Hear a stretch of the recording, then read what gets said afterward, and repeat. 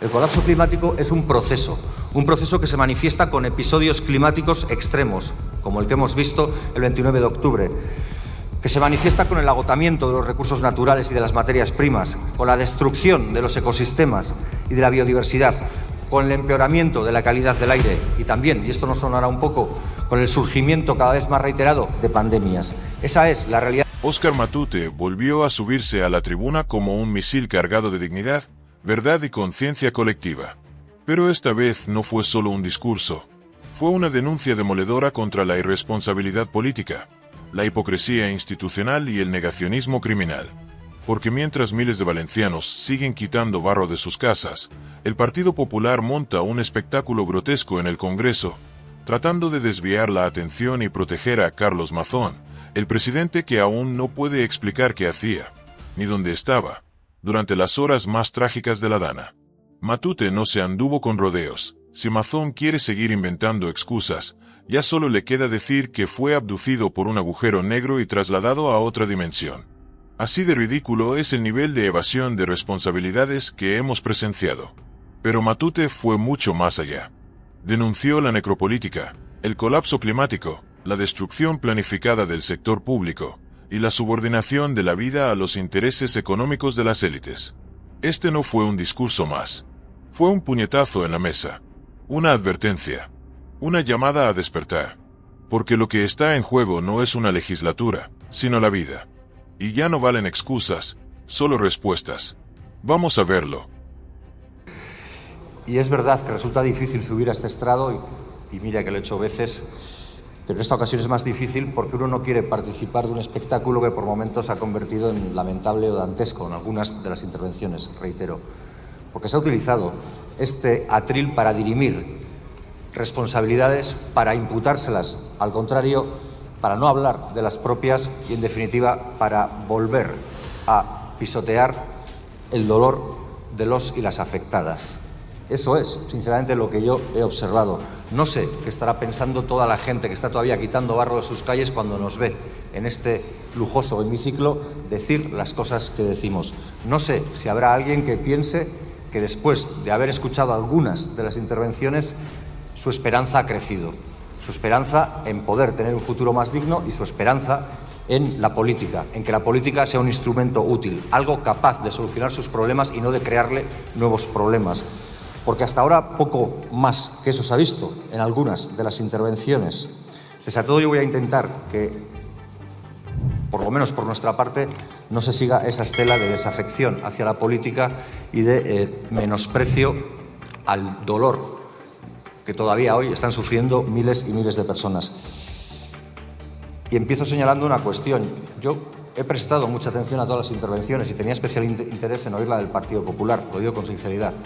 Tenía especial interés, dado que se visualizan como la fuerza ya casi gobernante, en ver cuáles eran sus propuestas, cuáles eran sus alternativas para todo lo que tenemos por delante. Y yo diría que se sustancian en dos, y creo que no me equivoco. Una, en construir más presas y embalses. Hay esos tics del pasado, esa nostalgia. Y la otra, en esa que todos hemos oído alguna vez, que se sustancia que cuando no quieres que algo se resuelva, pues crea un comité de expertos. Esas han sido las dos medidas. Y yo creo que ha sido un intento, probablemente, que todos hemos percibido como una maniobra para intentar evitar que el foco se pusiera en el señor Mazón. Yo lo voy a dejar aquí. Simplemente diría que al señor Mazón le queda una nueva versión que dar para explicar qué hacía y dónde estaba en las horas fatídicas de la Dana. Yo le sugiero una, y creo que después de todas las que se han dicho, hasta puede ser la más creíble. Es mejor que diga que fue abducido por un agujero negro y transportado a otra dimensión, pueden leer a Sagan, que seguir manteniendo la torpeza de un análisis que no resiste la verdad de los hechos. Pero como decía, yo no voy a participar de este juego de imputación de responsabilidades, incluso de exigencias penales, ya habrá tiempo para eso, y sí quiero centrarme en una parte de la intervención de la vicepresidenta. No tengo nada que decir con la cronología que ha ocupado buena parte de su intervención, sobre todo la parte inicial, tampoco del detalle que ha dado de las ayudas y de los mecanismos de ayuda que se han puesto en marcha para ello, pero sí tengo algo más que decir en esa tercera parte, que realmente es la que me parece más interesante y más positiva en el debate de hoy, que es la que intenta dibujar cómo construir un futuro desde el presente, atendiendo a los retos globales. Y creo que es importante hablar del cambio climático. Y es importante hablar del cambio climático porque le prestamos poca atención a los efectos que tiene. Yo he traído dos titulares al azar y con el buscador que seguramente todos utilizamos. Solo he puesto calentamiento del mar Mediterráneo y el buscador ha hecho el resto. Y me he encontrado con que el 14 de agosto ya había un titular que decía: el mar Mediterráneo hierve, récord histórico de temperatura superando el Caribe. La Dana dejará tormentas históricas en el Mediterráneo. Habla de una Dana como un agosto. Pero luego la segunda búsqueda era del 17 de septiembre, la noticia, y decía: el mar Mediterráneo a más de 25 grados, un imán para las lluvias torrenciales en esta época. Esa es la realidad que enfrentamos, más allá de negacionismos rancios y peligrosos. Y junto a ese reto que tenemos con el cambio climático, lo que hace falta son medidas profundas, porque seguramente todos estamos de acuerdo, bueno, todos, la mayoría, estamos de acuerdo en ver la peligrosidad del cambio climático para nuestras vidas y para el futuro del planeta, pero probablemente nos falte detallar con más claridad qué es lo que vamos a hacer y cómo lo vamos a hacer. Probablemente porque implica cambios en nuestras formas de vida y porque implica seguramente mucha pedagogía, y eso es algo que, además de cansar, a veces comporta riesgos en forma de incomprensión o de retiradas de apoyos. El otro elemento del que quiero hablar es el que tiene que ver con la transición energética, con la descarbonización de la economía. ¿Hay alguien que sostenga que el mal estado en el que está el planeta no tiene que ver con la etapa industrial que hemos vivido y con el uso de las energías fósiles y los combustibles, con el efecto invernadero? ¿Hay alguien que lo sostenga? Yo creo que alguno habrá, pero por fortuna poca gente. Quiero hablar también del urbanismo, y me ha parecido muy interesante que se hablara del urbanismo, sobre todo de las zonas inundables, pero también a futuro, de lo que hay que hacer. Lo que me preocupa es que no sabemos qué hacer con los cientos de miles de viviendas que ya hoy sí están habitadas en zonas inundables y que seguramente ven con riesgo su futuro. Y creo que hay que hablar del colapso climático. Hay que hablar de un colapso climático, como ya lo hemos hecho en esta Cámara en diferentes ocasiones, porque el colapso climático no es un hecho puntual, no es un Armagedón, no es una película de Hollywood que nos detalle un día D y una hora H donde se acabe todo. El colapso climático es un proceso que se manifiesta con episodios climáticos extremos, como el que hemos visto el 29 de octubre, que se manifiesta con el agotamiento de los recursos naturales y de las materias primas, con la destrucción de los ecosistemas y de la biodiversidad, con el empeoramiento de la calidad del aire y también, y esto nos sonará un poco, con el surgimiento cada vez más reiterado de pandemias. Esa es la realidad del mundo que estamos dejando que se vaya a la ruina. Y por eso lo que toca es acelerar los objetivos de la Ley de Cambio Climático y de Transición Energética. Nos hemos peleado en esta Cámara sobre si subir 5 puntos porcentuales era mucho o era poco, sobre si incomodaba mucho o poco a las grandes industrias. Quizás todos hayamos aprendido una lección, o deberíamos. Hay que hacerlo porque la sostenibilidad de la vida está por encima de la reproducción del capital. Lo ha estado siempre y lo tendría que estar, después de la dura lección que nos ha infringido la naturaleza, con más claridad si cabe. Y hay que hablar, como ya se ha hecho, de los servicios públicos. Porque si se tienen servicios públicos se defiende a todas las personas. Porque si hay una unidad valenciana de emergencias y no se quita por capricho de la ultraderecha o por exigencia de la ultraderecha para que te apoyen, seguramente se reacciona mejor. Y hay que hablar también de la voracidad empresarial que obliga a la gente a estar en puestos de trabajo cuando debería estar resguardándose en su casa. Y todos hemos visto las furgonetas de reparto pese a las ayudas que luego dé para lavar su conciencia. Y tenemos que hablar de economía o vida, o de economía y vida, porque no creo que sea la única persona que ha hecho una unión de ideas relativamente fácil. Y es que cuando los responsables del Gobierno de Valencia tienen intereses y tienen procedencias ligadas al turismo, que es tan importante en el PIB, alguno quizás tuvo miedo a ir más allá porque se venía un puente y porque había muchos millones de personas que tenían que levantar esa comunidad y gozar de sus playas o de sus paseos. Eso fue una temeridad. Y quiero hablarles de otro término que también he citado en alguna ocasión, pero que creo que ahora tiene más sentido que nunca, porque en muchas ocasiones, cuando he participado en algún seminario, en alguna charla, lo he citado o lo he oído citar, y siempre había que referirse, para que la gente lo entendiera bien, a fenómenos o realidades que se daban en otras latitudes, generalmente en países empobrecidos o en países en vías de desarrollo.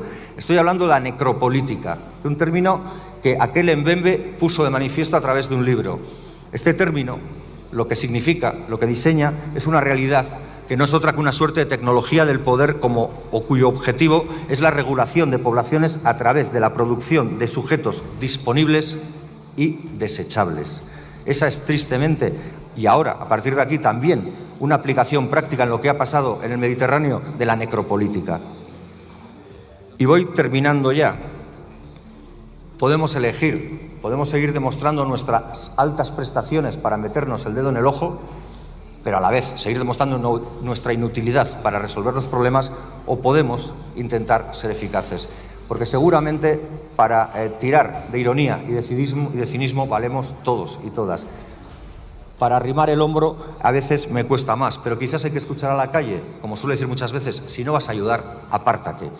Y como he citado antes a Sagan, voy a terminar con Carl Sagan también. Él decía que sin la ciencia las personas quedaríamos a merced del próximo tirano y farsante que pudiera arruinar el planeta y sus gentes. Hagamos caso a quien sabe, hagamos caso a la ciencia. Besterik ez, mila esker.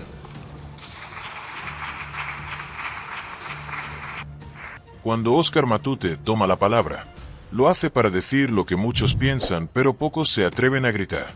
Esta vez, desde el atril del Congreso, desnudó sin anestesia la vergüenza política que representa Carlos Mazón, un presidente que ha ofrecido más versiones sobre su paradero durante la dana que un trilero en plena faena. ¿Dónde estaba Mazón cuando se desató el infierno? ¿En un despacho? ¿En una reunión? ¿En otra dimensión? Porque si aún no ha sido capaz de decir la verdad, tal vez la teoría más creíble es la que propuso Matute.